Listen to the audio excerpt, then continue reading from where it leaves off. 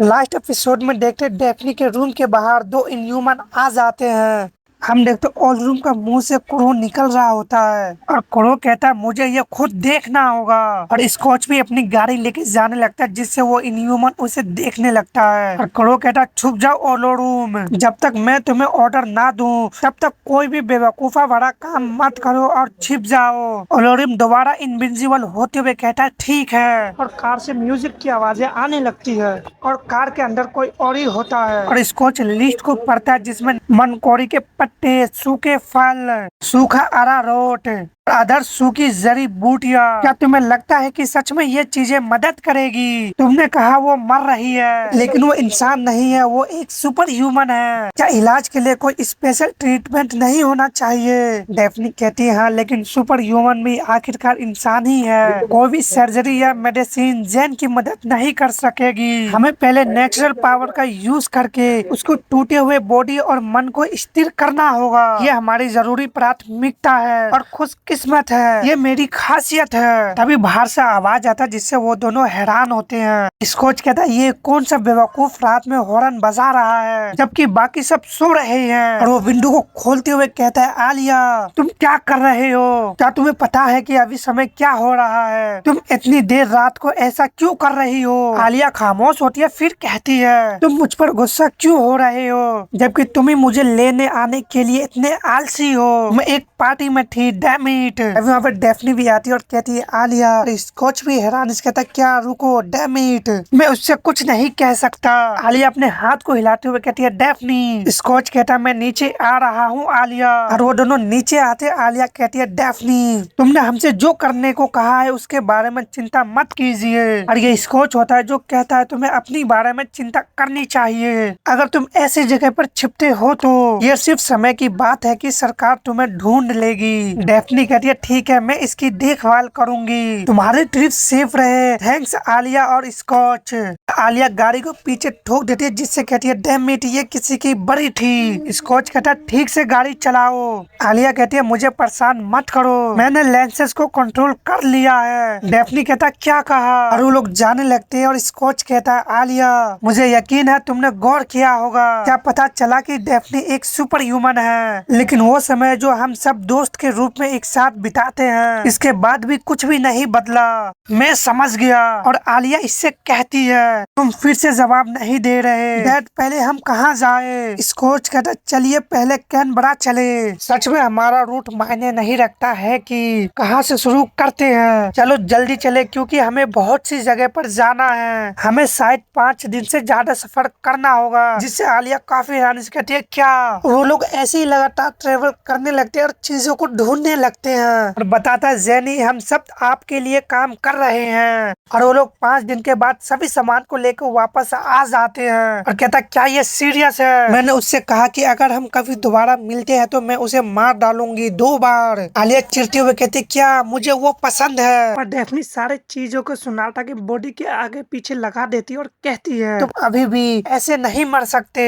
Daphne Sonata को याद करते हुए कहती है जेनी मुझे याद है जब हम पहली बार तुमसे मिली थी, ठीक उसी समय की तरह वहाँ पर लटका हुआ, लेकिन मैं तुम्हारा स्वागत एक अच्छे स्माइल के साथ कर सकूं। तभी सोनाटा की बॉडी से एनर्जी निकलने लगता है जो डेफनी के घर को पार कर देता है। इसे क्रो भी देख रहा होता है। तभी वो एनर्जी शांत हो जाती है और हम लास्ट दिन का देखते हैं और वो बताती है ऑस्ट्रेलिया में इनह्यूमन घटना के दिन। और स्कॉच कहता तुम ज्यादा कर रहे हो, क्या तुम कल रात भी ऐसे ही थे? तुम जवाब क्यों नहीं दे रहे? ऐसा दिखावा मत करो कि तुम सुन नहीं सकते। और वो डेफनी को छूटा है तो काफी हैरान होता है और कहता है वो डेफनी की हालत काफी खराब होता है, उसके मुंह और नाक और कान से भी ब्लड आने लगता है। इससे स्कॉच के पसीने छूटने लगता है। कहता डेफनी और देखने से ऐसा लग रहा है जैसे वो जेनी के सारे दर्द को अपने अंदर एब्जॉर्ब कर रही हो। स्कॉच आवाज लगाने लगता है डेफनी। दूसरी तरफ देखते क्रो और आलिया आमने सामने होते हैं और वो दोनों एक दूसरे को देख रहे होते हैं। फिर कहती है फादर काफी आलसी है। डेफनी को भी फादर में इंटरेस्ट है। वो बेवकूफ बन गया और सोचता है कि सिर्फ वो एक तरफा प्यार करता है। मेरे रिश्ते के साथ भी ऐसा ही है। लगता है मैं भी बेवकूफ हूँ। कुछ दिन के बाद मुझे एहसास हुआ। वो अपने सिगरेट को नीचे को रखती है। हम देखते हैं वो ओल्ड रूम की बॉडी पे सिगरेट को रखती है और कहती है, मैं एक बूंद भी खून शेयर नहीं कर सकती, लेकिन मैं बिल्कुल अपने फादर जैसी हूँ। जिससे ओल्ड रूम काफी हैरान होता है। कुरो के आंख भी ग्लो करने लगते हैं।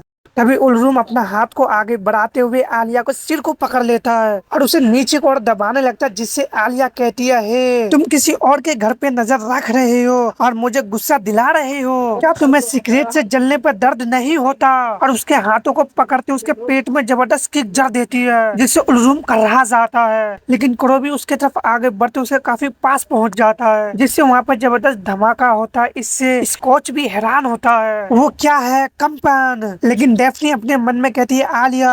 स्कॉच कहता है, रुको डेफनी, वहाँ कुछ चल रहा है, मुझे जांचने दो। डेफनी कहती है, स्कॉच तुम्हें चेक करने की जरूरत नहीं है, मुझे मत छोड़ो स्कॉच। जिसे स्कॉच काफी हैरान होता है और डेफनी कहती है, बहुत समय पहले मैंने तुमसे कहा था कि एक खतरनाक समय आ रहा है, ये थोड़ा अचानक है। जिसे स्कॉच को डेफनी की बात याद आता है कि एक खतरनाक समय आएगा जिसे कोई रोक नहीं सकेगा। इससे डेफनी कहती है, मुझे लगता है कि अब ये शुरू हो रहा है। बाहर का भूकंप बैटल के कारण आया था। आलिया वहाँ इनह्यूमन से लड़ रही है, जिसे स्कॉच काफी हैरानी से कहता, क्या अभी तुम किस बारे में बात कर रहे हो? डेफनी कहती है, ये वैसा ही है जैसा मैंने कहा था। आलिया ने भी वही फैसला ले लिया है जो मैंने लिया था। उसने सोचा होगा कि तुम चले जाओगे और ज्यादा जानकारी के लिए चलो एक ड्रिंक लेते हैं और बाद में बात करते हैं स्कॉच। अभी भी और अपने मन में कहती है, बिल्कुल भी सही नहीं है, लेकिन ऐसा ही है। जेनी काम करना है। तभी जेनी के बॉडी से जबरदस्त एनर्जी निकलने लगता है, जिससे स्कॉच कहता है, डेफनी। वो एनर्जी को बाहर से वो सभी भी देखते हैं और कोरो कहता है, वहाँ से निकल जाओ ऑल रूम। जिससे ऑल रूम वहाँ से जाने लगता है। आलिया भी कहती कहाँ और उसके पीछे करने लगती है, लेकिन कोरो भी उसका पीछा कर रहा होता है। तभी एक बंदा कहता है, क्या तुमने मार्कस का वीडियो देखा? वो गर्म जोशी से भरे फिर भी करिश्माई लगते हैं। ये उनकी जबरदस्त ट्रेनिंग का रीजन हो सकता है। दूसरा कहता, वो कहते हैं कि सब नकली है, लेकिन क्या पहले ऐसा लग रहा था कि जमीन हिल रही थी और क्या वो चीख मची थी? पहला कहता, मुझे भी ऐसा ही लगता है। और हम देखते इनह्यूमन और आलिया वो दोनों बच्चे के ऊपर से जंप कर रहे होते हैं और वो चारों एक दूसरे को देखते हैं। तभी आलिया का पंच ओला रूम के पास पहुंच जाता है, लेकिन कुरो आलिया पे अटैक कर देता है, जिससे आलिया कुरो को देखती है और कुरो कहता है, समुद्र में छुप जाओ ओला रूम। जिससे ओला रूम काफी स्पीड से वहाँ से भागने लगता है। ये सब देख के बच्चे कहते, क्या ये क्या है? लेकिन आलिया भी उसका ही पीछा कर रही होती है और अपने मन में कहती है, कुरो उसे बचा रहा है। वो ऑर्डर देते समय मुझे रोक रहा है ताकि दूर भाग सके। भाग रहे हो, लेकिन क्यों? हालांकि मैं उन दोनों से बहुत तेज हूँ, मैं उन्हें तुरंत ही पकड़ लूंगी, वो मुझसे दूर नहीं जा सकते। तभी हम कुरो आइलैंड का सीन देखते हैं, जिससे कुरो दूसरे इनह्यूमन से कनेक्ट करता है और हम वहाँ पे और भी कई सारे इनह्यूमन को देखते। उनमें से कलियास कहता है, चीजें गलत हो गई, मैं यकीन नहीं कर सकता था कि कोई सुपर ह्यूमन था। इससे एक इनह्यूमन कहता, तुम क्या करने जा रहे हो? और बाकी सारे खामोश हो जाते हैं। कलाबास कहता, ये बुरा है, ओला रूम बच नहीं सकता, ये सिर्फ समय की बात है, वो पकड़ा जाएगा। दूसरी तरफ देखते आलिया ओला रूम के काफी पास पहुंच जाता है और उसके पैर को पकड़ लेती है। कलबास कहता, हमारे पास और कोई चॉइस नहीं है, ओला रूम क्यूब को उछालो। जिससे ओला रूम के मुंह से फिर से कुछ निकलने लगता है, जो एक क्यूब होता है और वो क्यूब जाके जमीन पे गिरता है और उसमें से रोशनी निकलने लगता है। दूसरा क्यूब कुरो आइलैंड पे होता है और उसमें से भी एनर्जी निकल रहा होता है। कलबास कहता, चलो चले। इससे आसपास के बंदे वहाँ से घबरा के भागने लगते हैं और कहते हैं, क्या हो रहा है? और वो क्यूब ओपन होने लगता है। तभी वहाँ पे काफी सारा धूल हो जाता है। बंदे कहते, क्या ये अर्थ क्यूब है? और एक बंदा कहता, क्या अभी अभी वहाँ क्या हलचल थी? तो एक भी कहता, क्या अभी अभी क्या हुआ? तो एक कहता, वहाँ पर देखो, क्या वो शायद? इनह्यूमन कहता, बहादुरी। इससे आलिया अपने सामने देख के हैरान होती है और इनह्यूमन कहता, तुम इंसान हो, सभी बहादुरी और निडर है। एक नवजात पिल्ले की तरह। ऊंचे जगह का कोई डर नहीं है, उसकी तरह तुम मुझसे नहीं डरते सुपर ह्यूमन। हम देखते वहाँ पे 4 इनह्यूमन और आ जाते हैं। आलिया उन्हें ही देख रही होती है। सरबरस कहता मैं सोचता हूँ कुछ सड़ा हुआ सड़ती हुई लाशों जैसा, और बहमो और स्टोक खामोश होते हैं। कलबाज कहता क्या तुमने कभी ऐसा कुछ देखा है? ये साहसी आंखें जो चमकती है जल्द ही डर से कांपेंगे और सभी दिशाओं में भागने की कोशिश करेंगे। आलिया कहती है डैम इट, मेरे पास सीक्रेट नहीं है। मैं उन सभी मुंह को जला देना चाहती हूँ तुम्हारा। मैं नहीं जानती कि तुम क्या करने के प्लान बना रहे हैं, लेकिन तुम यहाँ से आगे नहीं जा सकते। मुझे यकीन है कि तुम समझ गए होगे, भले ही ऐसा लगता है कि तुम्हारे कानों में कोई छेद नहीं है। काल्वेस कहता मैं तुम्हें कांपते हुए महसूस कर सकता हूँ। तुम सच में जीना चाहते हो है ना? खैर इसका जवाब देने की जहमत मत उठाइए, मैं जल्द ही पता लगा लूंगा चाहे तुम कांप रहे हो या नहीं। और 2 इनह्यूमन आगे की ओर बढ़ता है और जाके आलिया पे अटैक करने लगता है, लेकिन आलिया और रूम के बॉडी को घुमाते हुए एक इनह्यूमन को ढह मारती है। और एक बंदा अपने फोन से वीडियो बनाते हुए कहता है क्या इनह्यूमन और सुपर ह्यूमन सच में है? आलिया कहती है तुम क्या कर रहे हो? तुम सब लोग बाहर में जाओ। तभी आलिया पे दूसरा इनह्यूमन अटैक कर देता है, जिससे आलिया पीछे की ओर गिरने लगती है और कर्रा जाती है। सरबरस कहता है तो ये तुम हो? इसमें सड़ते हुए लाशों की गंध आ रही है। तभी वहाँ से जबरदस्त एनर्जी निकलती है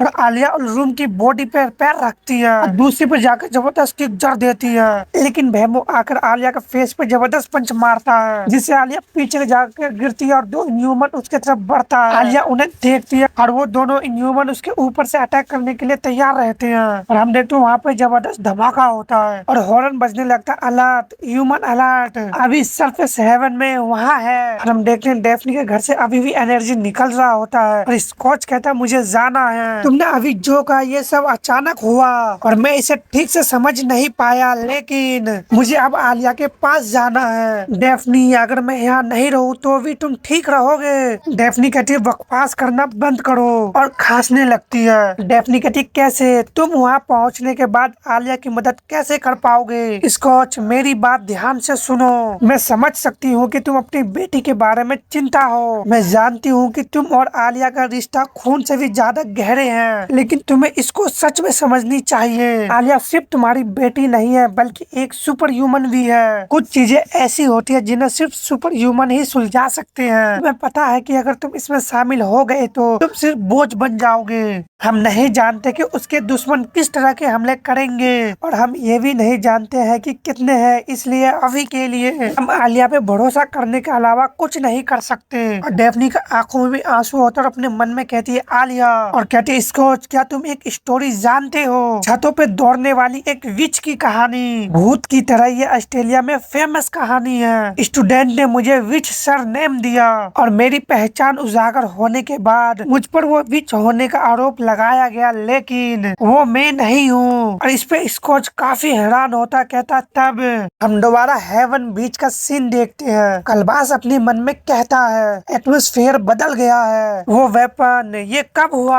आलिया कहती है मुझे गहरी नाराजगी से भरी एक आवाज सुनाई दी और डेफनी बताती ऑस्ट्रेलिया की विच की पहचान है, वो आलिया है। और हम आलिया को देखते हैं जो अपने पावर अवेकिंग कर चुकी होती है और कहती है सिर्फ अपनी मौत से ही तुम सभी अपने पापों का प्रायश्चित कर सकते हैं। छोटे कीड़े बेकार कचरे के टुकड़े, मैं तुम सब में छेद कर दूंगी, फिर तुम्हें कूड़े में फेंक दूंगी। और अपने वेपन को घुमाने लगती है जिससे 5 इनह्यूमन हैरान होते हैं और आलिया अटैक कर देती है। जो आगे बढ़ते हुए उलरूम की बॉडी को लगता है और उसके हाथ भी कट के अलग हो जाते हैं और वो कलबास की तरफ ही आगे बढ़ रहा होता है। हम देखते हैं उलरूम के बॉडी के आधा हिस्सा खत्म हो चुका होता है। वो अटैक कलबास के काफी पास पहुंच जाता है, जिससे वो भी हैरान होता है और उससे बचने लगता है और कहता है ये कोई ऑर्डिनरी वेपन नहीं है। तभी एक हाथ आके उस वेपन को पकड़ने लगता है, जिससे कलबास काफी हैरान होता है और वो हाथ उस वेपन को पकड़ लेता है, जिससे कलबास कहता है एक हाथ, और वो हाथ वेपन को पकड़ के दूसरे इनह्यूमन पे अटैक कर देता है, जिससे कलबास कहता है इसकी दिशाएं बदल गई, एस्टियोंग बचो। और वो अटैक एस्टियोंग के काफी पास पहुंच जाता है, जैसे वो बचने की कोशिश करता है, लेकिन उसमें कुछ उसके बॉडी पार्ट आ जाते हैं और फिर वो तीसरी की तरफ ही जा रहा होता है और जाके साइप्रस के पेट में जाके लगता है, जिससे साइप्रस पीछे और गिर जाता है और एक एक ह्यूमन आलिया की तरफ बढ़ने लगता है और तभी आलिया के पास पहुंच जाता है। इससे वो मॉन्स्टर हैरान होता है क्योंकि एक हाथ उसे पकड़ लेता है, 2-3 हाथ निकलने लगता है। हम फ्लैश बैक देखते हैं जिसमें कहती है खुले आसमानों में जमीन। डेफनी कहती है समझना मुश्किल है पर लगता है दर्दनाक है, शायद बहुत अकेलापन महसूस होता होगा।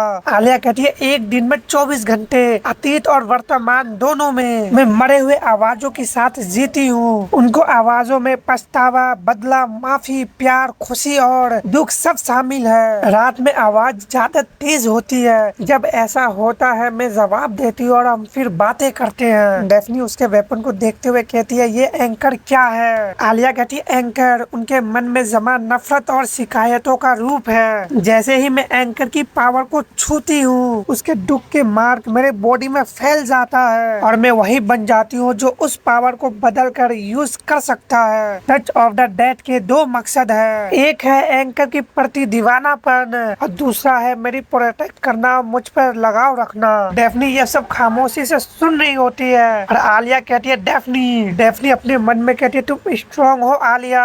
और आलिया कहती है ये बात पापा से छुपा कर रखनी होगी, ठीक है प्लीज बहुत संभल कर रहना। डेफनी कहते हैं स्कॉच सिलो है और बहुत स्मार्ट नहीं है, इसलिए मुझे नहीं लगता कि हमें इसके बारे में चिंता करने की जरूरत है आलिया। आलिया कहती है हाँ, और जब बात प्यार की आती है तो वो बेवकूफ है, इसलिए ये एक बड़ी प्रॉब्लम है। जिससे डेफनी कहती है क्या? हम प्रेजेंट में देखते हैं आलिया एक इनह्यूमन को पकड़ चुकी होती है, जिससे इनह्यूमन कहती है मेरी टांगे कुछ तो हो रहा है। आलिया कहती है मैंने तुमसे कहा था, और उसमें अपने पंच से अटैक करते हुए कहती है कि मैं एक छेद कर दूंगी और उसे जबरदस्त पंच मारती है, जिससे वहाँ पे जबरदस्त धमाका होता है। कलवास ये सब देख रहा होता है, दूसरी तरफ जापान का देखते हैं और हॉरन कहता है मुझे मत रोको सुनबे नेजी हंसते हुए कहता है वो समय मुश्किल से गुजरा है। एक ह्यूमन जो बस इसलिए ज्यादा प्रतिक्रिया दे रहा है क्योंकि वो छोटे जगह में फंस गया है। हॉरन कहता मैं पहले से ही गुस्से में हूँ क्योंकि हमें तुम्हें ले जाना है, अब तुम रुकने की हिम्मत कैसे कर रहे हो? तुम गंदे घिनौने कमीने, मैं तुम पे पैर रखूंगा और तुम्हें मार डालूंगा। डानयांग कहती है शांत हो जाओ हॉरन। प्योंगगोड कहता वो कहानी तो बस एक्स्ट्रा बात थी, मुझे अब तुम्हें कुछ जरूरी बात बताना है। हॉरन कहता चुप रहो, तुम सेल जैसी चीज हो। चिसाकी काफी हैरानी से कहता ये एक इनह्यूमन है, क्या आप ये चीज लेकर चल रहे हैं? और अपने मन में कहता हमें इसे मारना होगा। डानयांग कहती ये ठीक है चिसाकी, प्योंगगोड एक इनह्यूमन है लेकिन अब वो हमारे साइड में है। प्योंगगोड कहता सभी लोग रुको और मेरी बात सुने। कोरो आइलैंड अगर तुम सभी वहाँ जाने की प्लान बना रहे हो तो रुक जाए। नेजी कहता खैर हम अभी जाने की प्लान नहीं बना रहे थे, लेकिन क्यों प्योंगगोड, क्या तुम कुछ कहना चाहते हो? प्योंगगोड कहता पहले मैंने तुम लोगों को क्या बात करते सुने थे, मुझे यकीन है कि तुम्हारा सिगा हीरा ठीक नहीं है। कोरो आइलैंड खतरनाक इनह्यूमन से भरा हुआ है, सबसे भरोसेमंद 2 स्टार में से एक। कलबास पूरे आइलैंड की रखवाली कर रहा है, जैसे ही तुम आइलैंड पे कदम रखोगे उससे बच नहीं पाओगे। नेजी काफी हैरानी से कहता 2 स्टार्स। प्योंगगोड कहता हाँ 2 स्टार, ये वो है जो सबसे ऊपर के करीब है। कलबास 2 स्टार इनह्यूमन में से एक है और कोरो आइलैंड की रखवाली करता है। नेजी कहता तो मतलब वो एक इनह्यूमन ग्रुप है जो उस इलाके को प्रोटेक्ट करता है। उस आइलैंड का मास्टर कलबास है और वही सिगा हीरा को मारने वाला है, यही तुम कह रहे हो? प्योंगगोड कहता मैंने तुमसे कहा था वो एक गार्ड है, कोरो आइलैंड का उस जगह का मास्टर सीड है, अगर तुम वहाँ जाओगे तो जिंदा वापस नहीं आओगे। दूसरी तरफ फाइट सीन का देखते हैं जहाँ पे काफी सारा धूल हो चुका होता है। आलिया कहती है कितना कठोर दिमाग है, क्योंकि उसने एक इनह्यूमन को ढेर कर चुकी होती है। और आलिया कहती है मेरी फिस्ट दुख रही है। बाकी इनह्यूमन ये देख के काफी हैरान होते हैं। अभी बहमो आलिया का पैर को पकड़ लेता है, जिससे कलबास कहता है बहमो। और आलिया इससे अपने मन में कहती है ये कमीना, इसका सिर टूट गया है लेकिन इसमें अभी भी पावर है। और बहमो धार लगाते हुए आलिया को पीछे को फेंक देता है। तभी साइब्रस काफी स्पीड से आगे बढ़ते हुए आलिया के पास पहुंच जाता है और हम देखते हैं जमीन से 3 हाथे निकल रहा होता है। साइब्रस के बीच में आके उसे रोकने लगता है, जिससे वो हैरान होता है। वो सभी हाथ जाके साइब्रस की बॉडी को पकड़ लेता है, कहते ये क्या है चिपचिपा। आलिया बैक फ्लिप करते हुए साइब्रस के बॉडी को जकड़ लेती है और पूरे जान लगाते उसे गर्दन को तोड़ने लगती है। उसे कहती है तुम इतनी कड़ी लड़ाई किस लिए लड़ रहे हैं? उसके बॉडी को टुकड़े टुकड़े कर देती है, जिससे साइब्रस कराते हुए नीचे को गिर जाता है। और आलिया अपने एंकर को पूरे जान लगा के ऊपर ऊपर की ओर खींचती है, जिसे बाकी दो इनह्यूमन काफी हैरान होते हैं। और एंकर जमीन से बाहर आने लगता है और इनह्यूमन कहता है ये जंजीर रेत में गायब हो गई थी। और कलबास अटैक से बचने लगता है और आलिया कोई देख रहा होता है। आलिया कहता है ये अभी भी फास्ट है। हाँ, तुम ही सबसे शरारती लग रहे हो। और अपने एंकर को अपनी ओर खींचती है। कलबास कहता कमाल है, मैं तुम्हारी भयंकर फाइट से इम्प्रेस हूँ। ये अजीब से दिखने वाला वेपन इतनी तेजी से फेंका जा रहा है। वो पावर जो किसी भी चीज के सिर्फ एक ही खरोच में विस्फोट कर सकती है और फिर अचानक दिशा बदलकर हमला भी कर सकती है। देखते हैं कि तुम्हारे हमलों को दिशा कितनी आसानी से बदल सकती है। लगता है तुम्हारे पास हमला करने के कई सारे तरीके हैं जिन्हें चकमा देना मुश्किल है। तुम्हारी पावर और स्पीड बहमो और साइब्रेज से भी ज्यादा है। तुम्हारी डिफेंस इतनी स्ट्रॉन्ग है कि पास से फाइट करना भी खतरनाक लगता है। हाँ, क्या खूबसूरत तालमेल है, तुम बहुत स्ट्रॉन्ग हो। आलिया इससे कहती है वो शख्स। और कलबास कहता है सीड निम को जैन सोनाटा में इंटरेस्ट है, तुम एक बोनस होगे, हम इसे ही सेट कर देते हैं। और अपने पावर एक्टिवेट करते हुए कहता मैं तुम्हें यकीन दिलाता हूँ कि तुम्हारी नीली आंखें अपनी रोशनी खो देगी। मैं तुम्हें हेल दिखाऊंगा बिना किसी उम्मीद के। आलिया कहती है तुम ऐसी बातें कर रहे हो जैसे तुम वहाँ गए हो। क्या मैं तुम्हें उस नर्क में वापस भेज दूँ? और दूसरी तरफ नेजी काफी हैरान से कहता सीड। डानियांग कहता क्या ये सीड नहीं है इनह्यूमन बॉस में से एक? प्योंगट कहता हाँ, तुम्हें याद आया जिसके बारे में हमने स्पे में बात की थी। हॉरन कहता सीड। और अपने मन में कहता मुझे भूख लगी है। चिसाकी अपने मन में कहता इसलिए वो वही है जिसने सिगा हीरा को पकड़ा। प्योंगट कहता क्रू आइलैंड किंग में से एक सीड का है। मैंने सुना है कि उसके दोनों वॉरियर और 2 स्टार वाले सच में डरावने हैं। नेजी हंसते हुए कहता प्योंगयोइड तुमने कहा था कि तुम सबसे लोएस्ट रैंक पर हो, लेकिन ऐसा लगता है कि तुम बहुत कुछ जानते हो। प्योंगयोइड कहता मैं अपनी आंखों से देखा है बहमोट मास्टर जिसकी मैंने सेवा की। एक बार उन्हें खुद जाना पड़ा क्योंकि उनके पास कोई संदेहवायक नहीं था। क्रू आइलैंड की उस यात्रा पे मैं बहमोट निम का सेवक बनकर उसके पीछे पीछे गया। बहमोट कहता उससे कहो कि वो खुद को दिखाए। कलबास कहता मैं वो कर लूंगा बहमोट निम। प्योंगयोइड कहता दरअसल मैंने उसे पर्सनली नहीं देखा, लेकिन उस जगह की एनर्जी सच में अलग थी। मैं सीधा खड़ा भी नहीं हो सकता था। नेजी मैं जानता हूँ कि तुम लोग स्ट्रॉन्ग हो, लेकिन ये एक अलग कहानी है। बेहतर होगा कि तुम मेरी सलाह माने। नेजी कहता इसलिए सिगा हीरा को जरूर बहमोट जैसा पावरफुल दुश्मन का सामना करना पड़ा होगा। अब मैं काफी हद तक अंदाजा लगा सकता हूँ को सिगा हीरा के साथ क्या हुआ होगा। हॉरन कहता चुप रहो सील, तुमने नेजी का वापस जाने का कोई प्लान नहीं है। अच्छा तो तुम कह रहे हो। प्योंगयोइड कहता तुम्हारे साथ क्या गलत है? हॉरन कहता अगर तुम्हारी बात पूरी हो गई हो तो बस इस थैले के अंदर चले जाए। डानियांग कहती है शांत हो जाओ हॉरन। और नेजी अपने मन में हंस रहा होता है। प्योंगयोइड कहता क्या मैं अब चल नहीं सकता? हॉरन कहता क्या तुम सच में मरना चाहोगे? नेजी कहता मैंने अपना मन बदल लिया है, जिससे वो सभी काफी हैरान होते हैं। नेजी कहता सभी लोग तैयार हो जाओ, हम अभी क्रू आइलैंड पर जाएंगे।